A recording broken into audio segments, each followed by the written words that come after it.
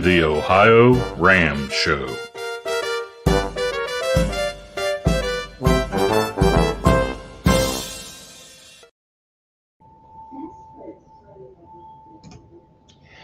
Well, hello again. Here it's Lee Kreider with the OhioRAAM Show. Jim is not with us. He's working again. Don't know what we're going to do with that guy. He keeps getting these jobs, but he's down there trying to get some servers running, and I guess that's more important right now. Well, it's his job. What you going to say? And I have to say, it has been a beautiful week here in Ohio. It's been absolutely perfect weather for cycling or most anything else you'd like to do outside, and we're just so tickled to death to have that kind of week. Although as we're sitting here, it's getting colder, it's getting rainier, and we just hope the storms kind of stay away from us. Hey, let's get on with the serious part of this show, and first of all, tell you about the wonderful people who work at our time stations here in Ohio, the staff time stations. They're staffed 24 hours a day during the 4 or 5 days the race passes by. Takes quite a few people to do this, quite a lot of commitment, and they're there for the teams, they're there for the racers, the crews, the media people, the officials, but especially you, the fans. Great place to come and see the race. Time Station 41 in Oxford, right by the McDonald's restaurant there, across the street from it. Time Station 42 Blanchester, Ohio, right next door to the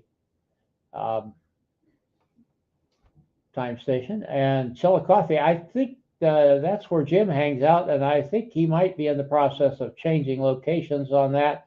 We'll find out in due time. And also Mike Minium, the sign man, who puts out all those signs along the road. You'll be able to pick up a sign at one of our time stations for $10. That helps put one sign on the road. They are a great place to collect autographs, mementos of your race, or friends who happen to drop by.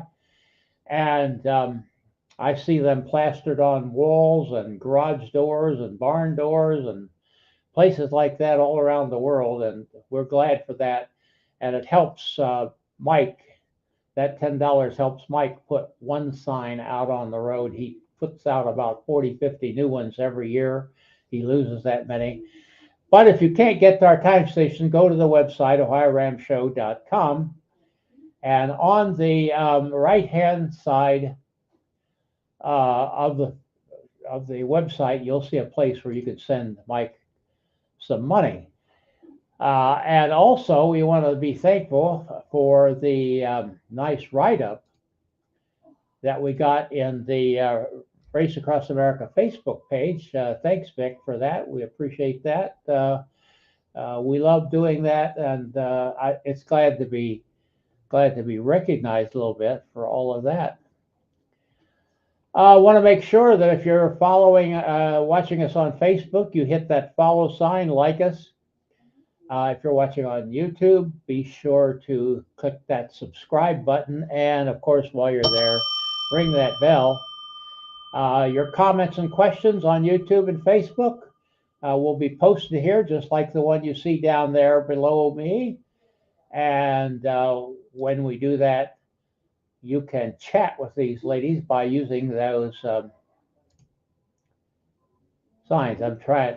When I don't have Jim here, I really get messed up. Come on, get rid of that thing. Oh, well, let's not worry about it right now. There we go. I'm sorry about that, folks. I need Jim. Very much so. Okay. So we don't have any news particularly, but we do want to talk about next week. And next week, all right, what happened to that? We're going to have Jeff and Jen Magnuson as our guests, two staff members for the Race Across America. Jeff is the race director, and Jen is a media producer. She photographs, she videographs, And they're just a wonderful couple, and they've got two beautiful dogs there, have they not? So we'll have them here next week, 8 o'clock Eastern time, I believe is going to be the time. Hey, everybody out there, if you have a question or comment for our guest tonight, at least check in and tell us where you're from. Make us feel good that we're not just hanging out here all by ourselves. Let's just get on with the show. We have Jill and Liz. How are you ladies tonight? Oh, great, Lee. Fantastic. Great to be with you. Yeah. Glad to have you with you. Carol Pope, you're in Texas, aren't you, Carol? San Antonio. San Antonio. And the last person on the list here is Avery. How are you, Avery? Great, Lee. Thank you so much for having us. Well, it's a great thing to have you with us here. Four Feisty Femmes. I love the name, FFF. And we were hoping that the crew chief might show up, but he hasn't shown up yet. Maybe he'll pop in. Who knows? I think the crew chief is on his bike right now. Why would anybody be on a bike when they could be watching the OhioRAAM Show? I don't know. Explain that to me. Well, we'll give him a pass if that's the case. But we do want to talk about the crew nevertheless. Carol, let's start out with you. Tell me a little about yourself and in a paragraph and a half and your cycling background. All right. I am a sixth grade math teacher, which is very interesting and fun and challenging. And as for the bike, I started riding about 16 years ago because I wanted to do an Ironman. I didn't even own a bike. So I signed up, bought a bike, and it all kind of started. After about 5 years, I tore my Achilles. And that is how I did my first RAM. I was talking to a friend of mine who was also injured, or my only RAM, and we didn't think we'd ever run again. So we put together a RAM team, and we had 4 females, and my love for ultra cycling began then. Okay, so you've been on RAM before. I have. Okay, very good. Let's go to Avery. I can I'm find not her. on the screen. Hi, Avery. How are you? Hi. So I live in Santa Barbara, California, and I'm an internal medicine physician. I work primarily outpatient and also with our information technology department.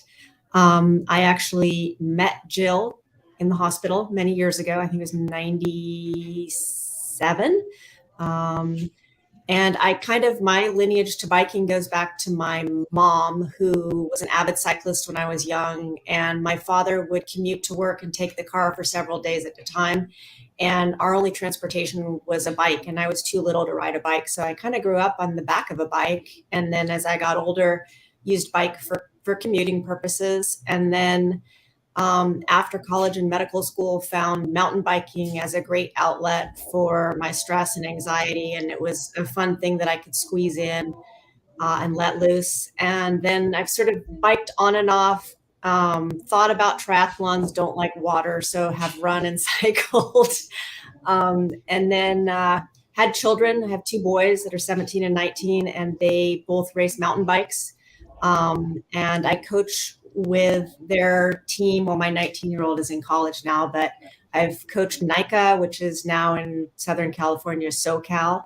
And I have just kind of been riding mostly just for fun for myself. And a few years ago, when I started riding with Liz and Jill, Jill mentioned this 6-12-24 ride, and it kind of tickled in the back of my brain. And I kind of just decided to sign up for that and did the 12-hour with a partner, and then the 24, and then was up skiing with the family. And I got a text from Jill saying, "Hey, are you interested in doing raw?"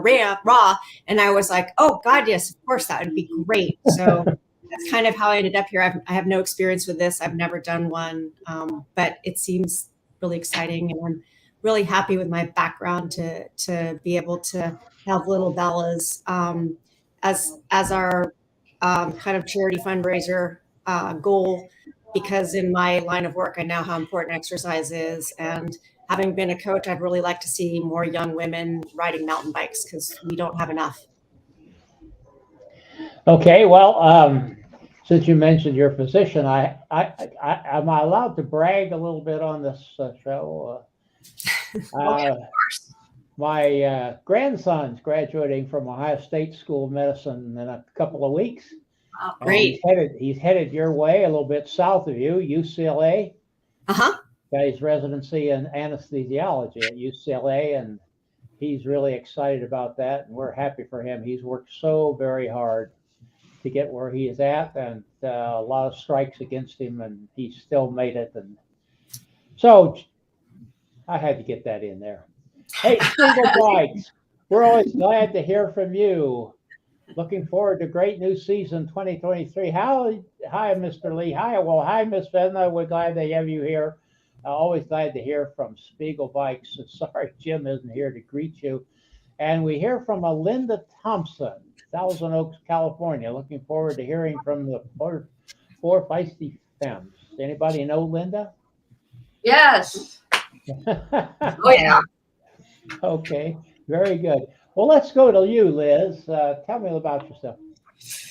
Well, Lee, I started playing tennis. So I played tennis for high school, and then played tennis for the University of Arizona.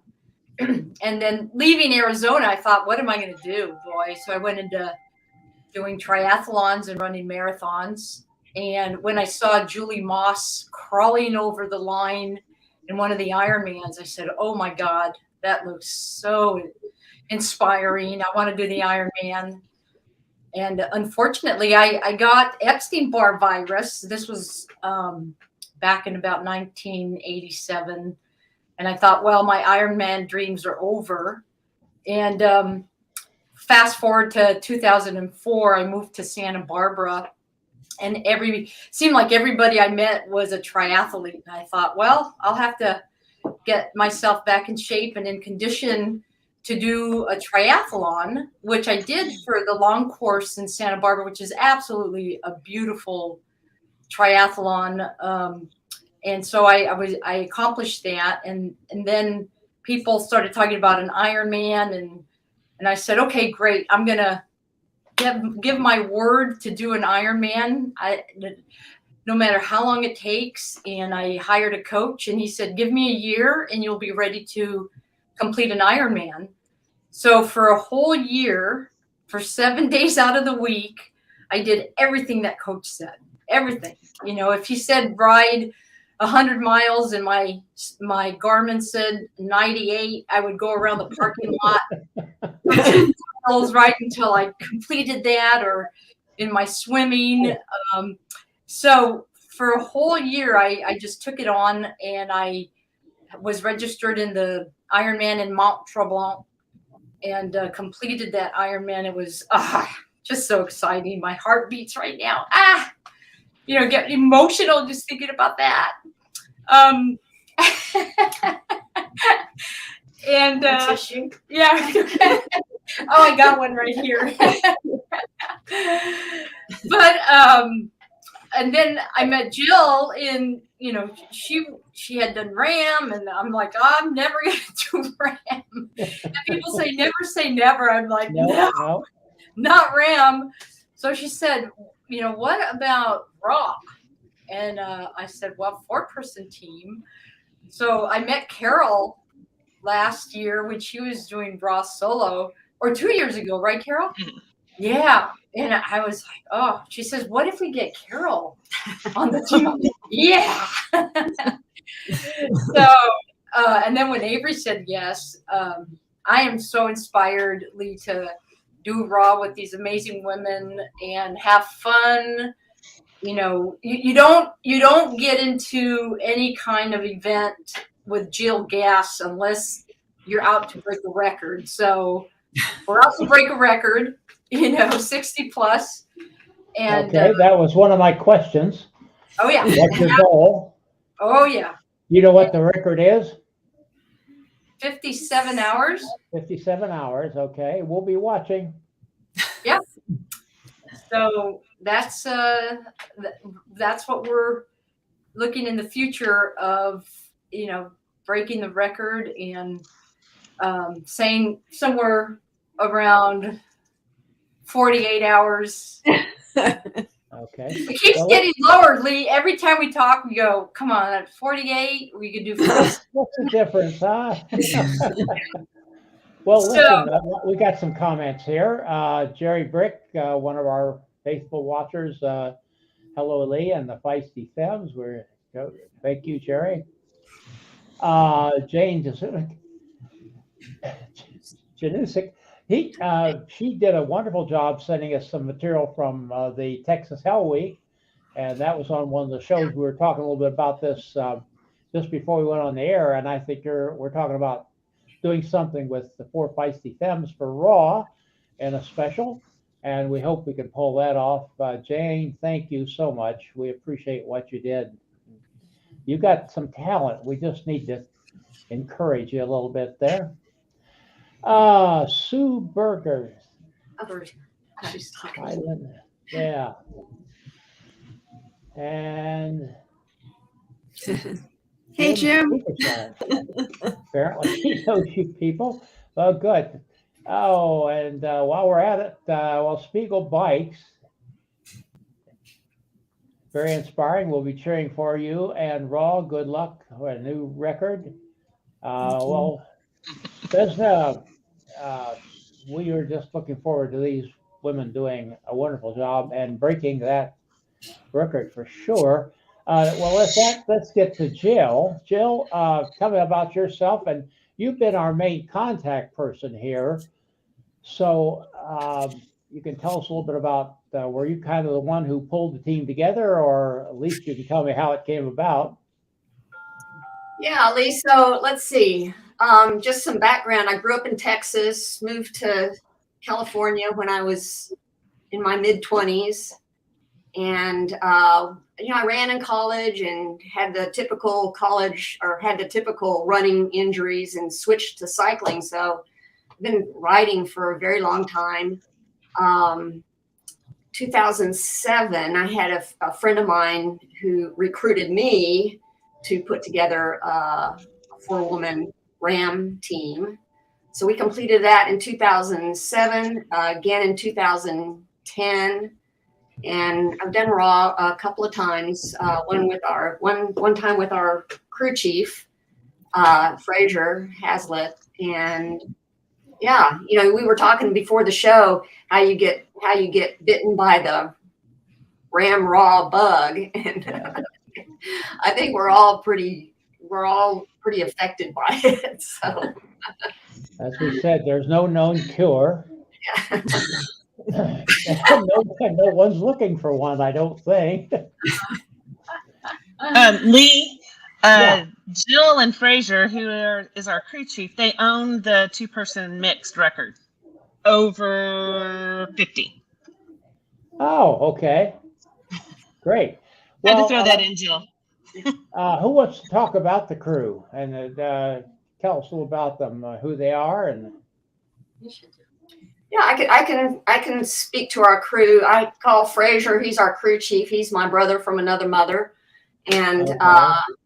He's a Irish lad, and he was for the Irish national team in track and field, and has a tremendous sports competitive background. So great bike mechanic and loves this event. So, and then on top of Fraser, we've recruited, family crew and some close friends. So Liz's sister and cousin will be joining us. In the past, I've put on different camps and clinics for Revolution Coaching. So we have some contacts there that we have some folks that have been inspired who want to do the race. I say, you want to do the race? then come crew, because there's no better way to learn how to do the race than to be a crew person. So we've got Lisa who's joining us for that, and Eric is Avery's husband. He's like our total MacGyver guy, and Michelle Borowski, who's she's my college roommate. She's traveled all over the world and is a total MacGyver too. So we've got a very solid crew. And Carol's husband? Yeah, he's not. He can't. Oh, he's not coming? Oh, okay. I thought he was coming. All right. My bad. Sorry. Okay. Well, the big thing on Raw, of course, is the heat. And maybe all you California people know how to deal with that, but that's always the thing I have to ask about. What Carol's going strategy have you for the heat? I see Avery shaking her head up there. Come on in, Avery, and tell us about heat.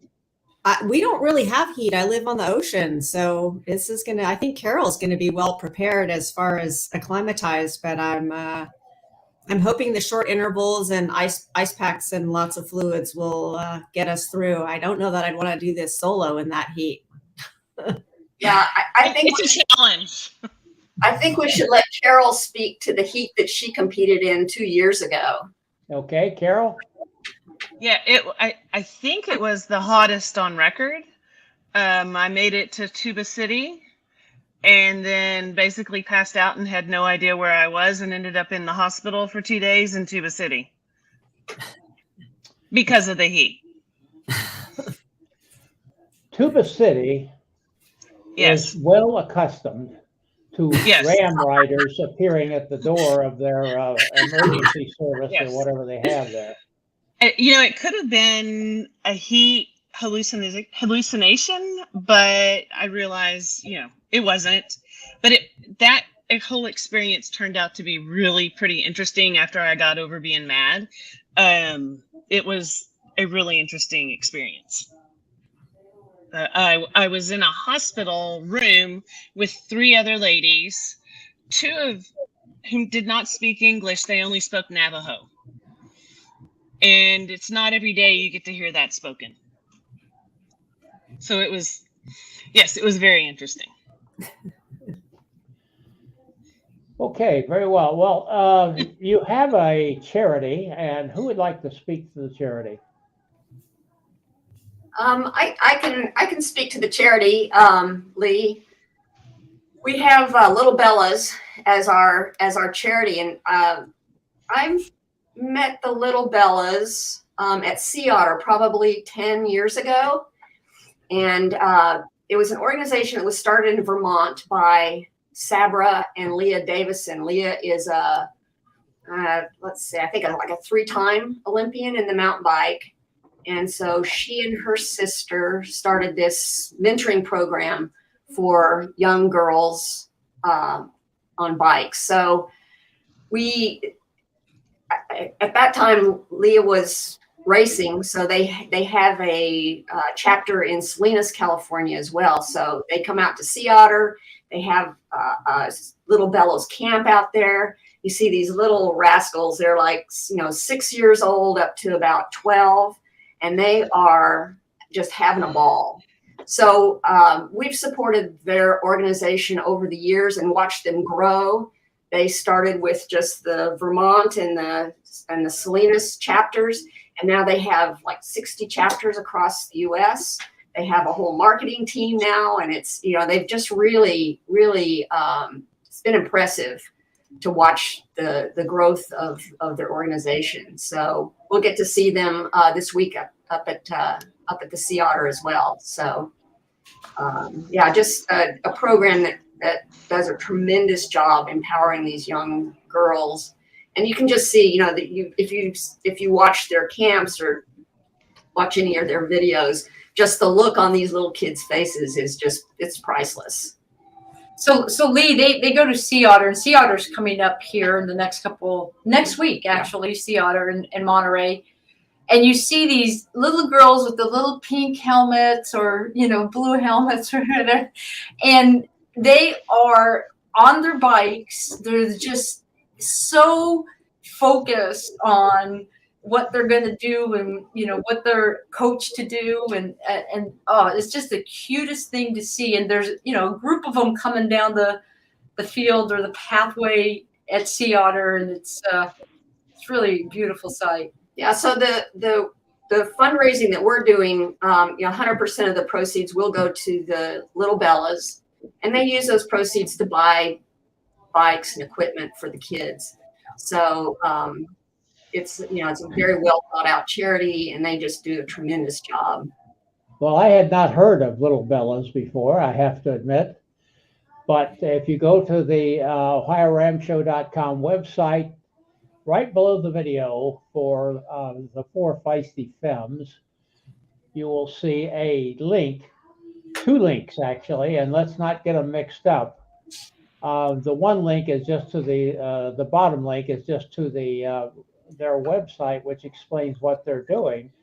But the link above it, right below where you can find the Four Feisty Femmes on Facebook, you will find a link where you can donate to the Four Feisty Femmes program for this program. So you can go there, drop them a dime or 2 on them, and they'd be very happy, will they not? And you'll get some recognition for that.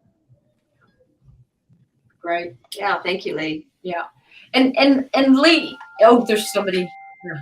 Well, go ahead.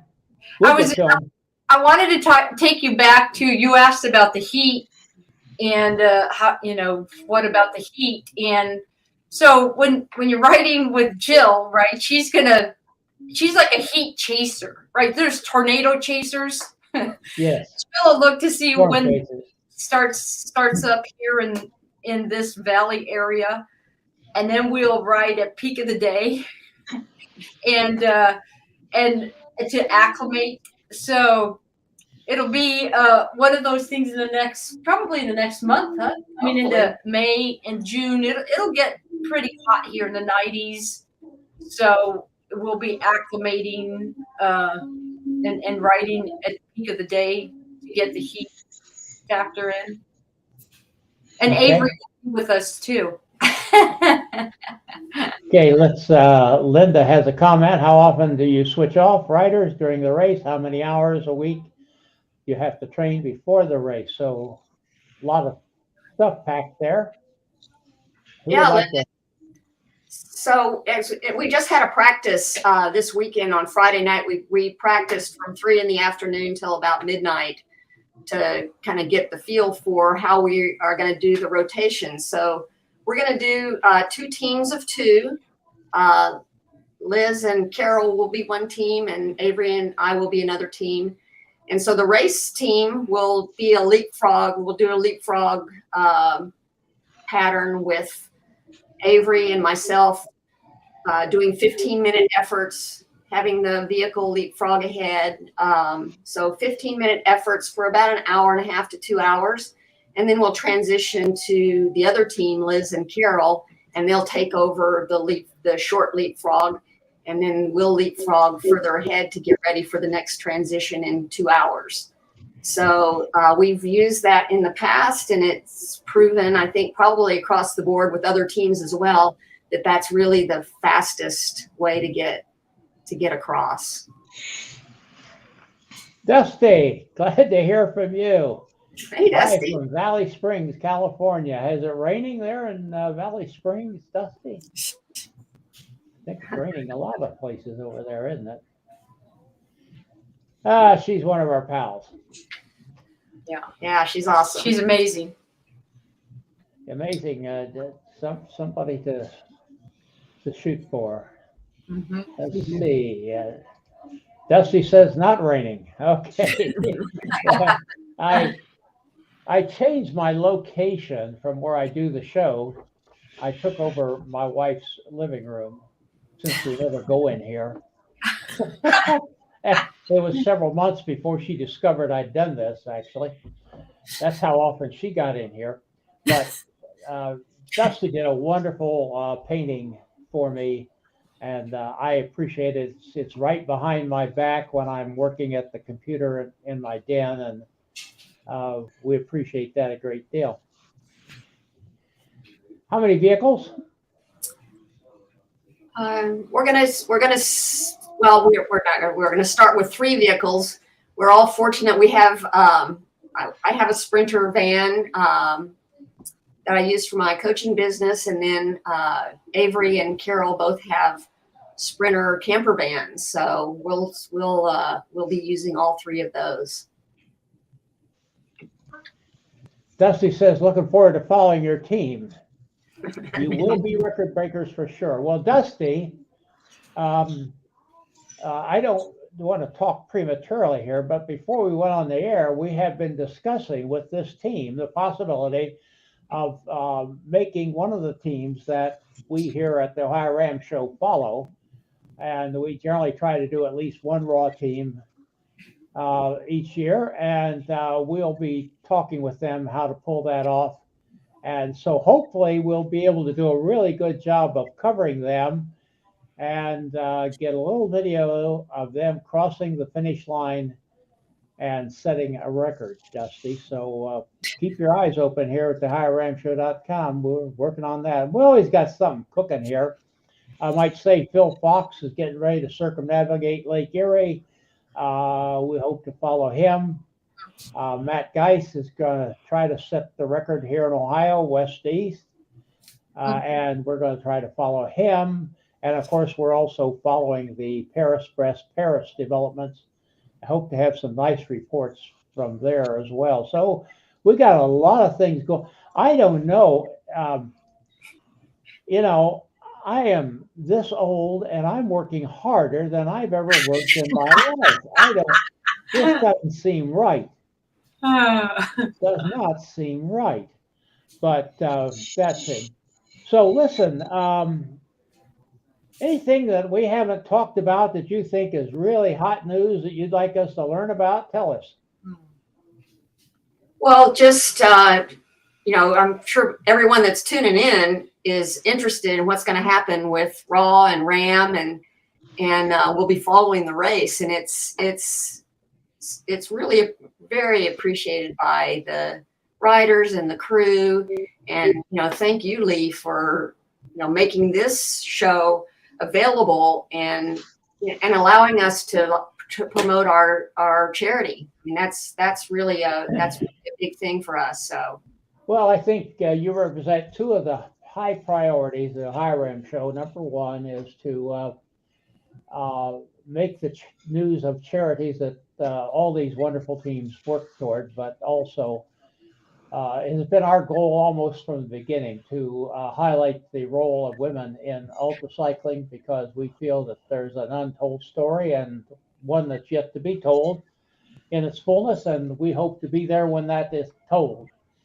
So, thank you so much. Listen, ladies, don't go away when we go off the air. I want to chat for just a minute.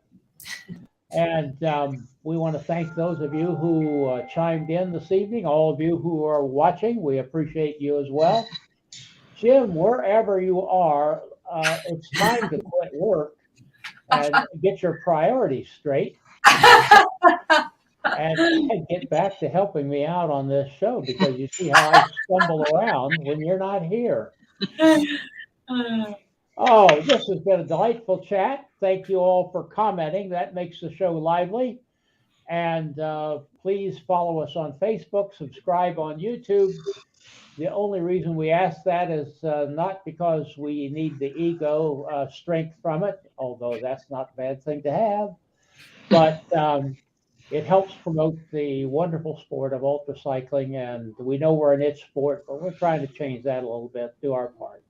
So see you all next week with Jen and Jeff. That should be an interesting show. Those 2 people do great work, and we're glad to have them on the show. So thanks, ladies. We'll see you around the corner here in just a minute. This is Gregory Zuber, thanking you for watching and sharing.